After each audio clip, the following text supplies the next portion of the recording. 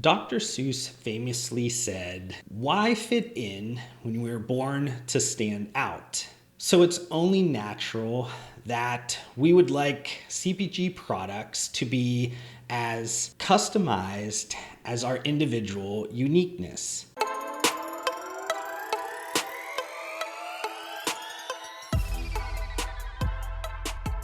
Mass customization has been the next big thing in CPG product strategy for the longest time. But the CPG industry has not been able to get to that level yet of mass customization. And quite honestly, pretty much almost all consumer categories have not gotten to that point just yet. But should that have your business looking elsewhere in the short term, or can you creatively add customization layers to your business now? Now, there's a million ways to answer that question, but I tend to always lean into conversations that do surround adding some level of customization with my CPG clients. Believe it or not, mass customization within the CPG industry has really been a conversation that's been going on for the last 20 odd years at this point. The ability to add a ton of different varieties, totally customizable to the consumer, and it not necessarily adding too much cost to the consumer side and not too much cost to manufacture these endless varieties really is kind of nirvana. I mean, why would you consume a CPG product right off the shelf that's just kind of for everybody when you can consume a product that's customizable to your specific needs at around the same price? Although most food and beverage CPG brands have not gotten to this point of kind of make to order strategies, if you just look at the amount of SKUs that have been created over the last couple of decades, they've exploded. And really that acts as kind of a pseudo customization to the consumer on shelf, gives them a ton of different varieties,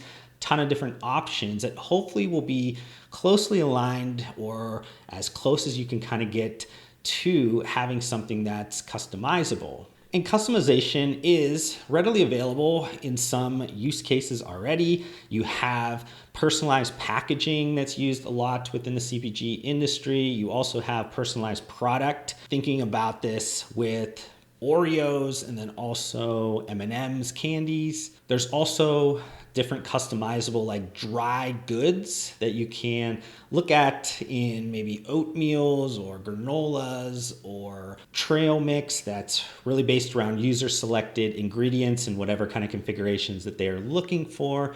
And then you also have the emergence of different variety packs that are not kind of built and packed before, but are user selected so they can be as customizable as possible. Trends are changing faster than ever, and consumers are sharing their tastes, their preferences, their individuality across the internet. And this is just kind of getting started. This is going to be something that is increasingly important. A lot of the data being collected with Generation Z is that they are really looking to be very personalized online, have a personal brand, monetize themselves, and they're not going to be looking for just products right off the rack. They're going to be looking for things that are really individualized to themselves. And this is bled into the functional CPG categories. You're seeing the kind of growth, early days growth of personalized nutrition, and different kind of elements of customized nutrition has really started to get into the mainstream. The functional CPG brands that are really in tune with what's happening and what could be potentially extremely important in the future in terms of customization and personalization are really kind of leaning in and trying to push the envelope on this. But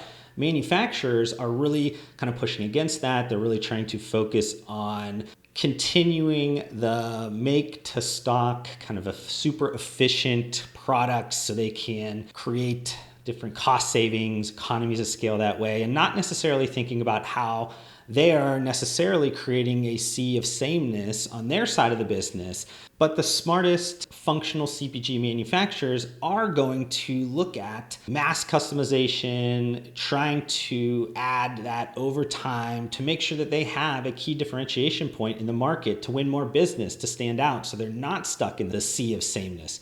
This really is a win-win-win scenario if you think about it. On the manufacturing side, they have a differentiation point if they do offer customization. The functional CPG brands that obviously can provide that to customers, they can get a higher margin, they can expand their offerings, they can have a much closer one-to-one connection with their customers and have that conversation and have something unique there. And then consumers obviously get a customizable product that they feel is dialed in exactly to what they are looking for. Ultimately, those functional CPG brands that succeed will have extremely well laid out customization strategies, either through their own in-house manufacturing capabilities, partnerships with manufacturers, and making sure they have executable models that can take a manufactured product straight to consumer.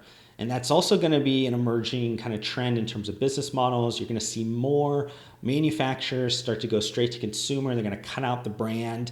I think that that is something that's happening in China and some of the other consumer product categories. And you're going to start to see that merge into CPG, merge into functional CPG. I think it's just natural that that is a progression. We're trying to cut out as many middlemen as possible. And manufacturers can easily add a lot of those layers internally, provide a lot of the brand building, a lot of the customer acquisition, a lot of the different elements that maybe are not necessarily right now included into the org chart of contract manufacturers, but can easily be added through either hiring or acquiring those through maybe even purchasing a brand portfolio that also includes some of those acqui-hires, so it's not just an asset sale. I do want to kind of provide a sort of a case study for this functional CPG mass customization kind of in the now, and hopefully you guys can see that there is some different ideas that you could potentially implement. The brand that I'm going to be looking at is Gainful. They've been in business since 2017. They went through two pretty well-known incubator accelerators. The founders of Gainful really were kind of overwhelmed, kind of in the discovery phase, looking at what products they should buy, what supplements they should buy. There's just a ton of noise. They were trying to figure out, how do I cut through this noise? They knew other people were having similar experiences, so they decided to launch a startup that focuses on personalized protein blends. And they've also added more recently some hydration products and pre-workout products. And the way that they cut through the noise was that they had you take a health quiz, about a 5-minute health quiz that was asking you a bunch of questions, or would be considered like lifestyle questions. So height, weight, age, how you're going to use the product, exercise patterns, fitness goals, how often you're going to be utilizing these protein products. And when they were still kind of getting started and they were in the Y Combinator Accelerator in March of 2018, they did kind of put out some numbers, and these numbers are obviously extremely different than what they are today, which just kind of gives you a little bit of sense of like how quick they were able to get some traction, at least initially, vetting out this idea. They had 80,000 people that already took that 5-minute health quiz.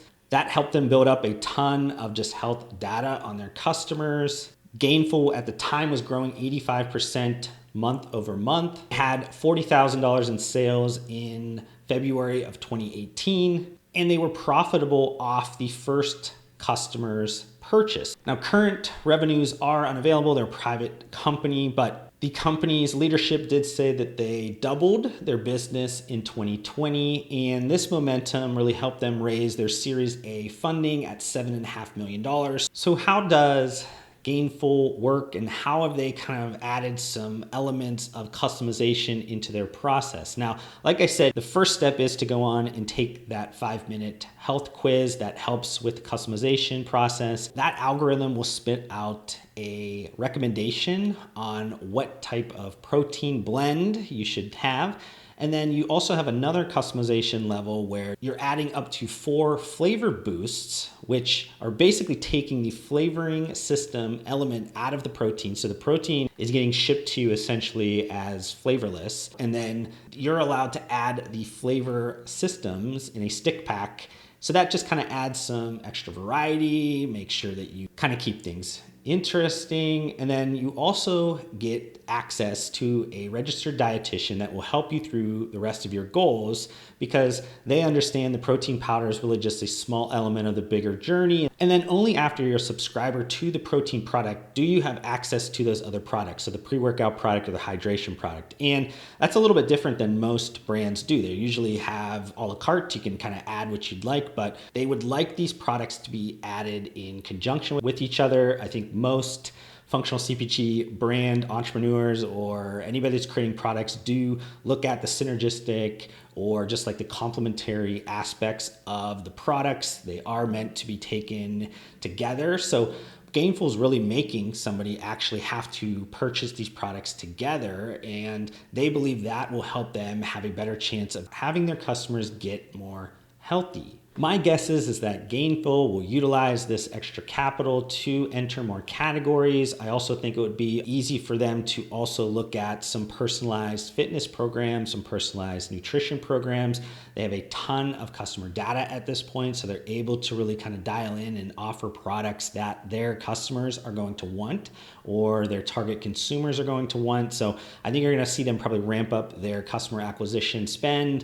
They're going to be looking at this, not necessarily trying to make a profit from the first sale like they did when they first started. I think they now have that breathing room to be able to spend a little bit more to get more customers into their brand experience and show people how different it is. Just want to end on some final thoughts. In today's consumer-driven marketplace, CPG brands should be looking at adding some customization elements into their offerings. These CPG brands should really look at adding those mass customization levels that work best for their business model, but ultimately is going to be the most attractive for the customers and the consumers that they're trying to reach. With adding layers of customization, it's extremely important to stay with your ear to the ground, making sure that you're listening to customer feedback, paying attention to how your customers are kind of ebbing and flowing, so you're offering the best products possible to them that's going to have the most value. And if you're able to consistently do that and consistently offer and administer customized products, some element of customization into your brand, you will be ahead of your competition that is still swimming in the sea of sameness. Thank you so much for watching this video. If you want to help support me, make sure you guys hit that thumbs up button on this video. If this is the first time you've been introduced to my videos, would love for you guys to be a part of my community by subscribing to my channel. I upload several videos just like this weekly. And if you guys want to connect further outside of this platform, I do include all of my social media links down below. I just want to thank you guys again for your time. Hopefully I gave you some value in return, and we'll see you guys on the next video.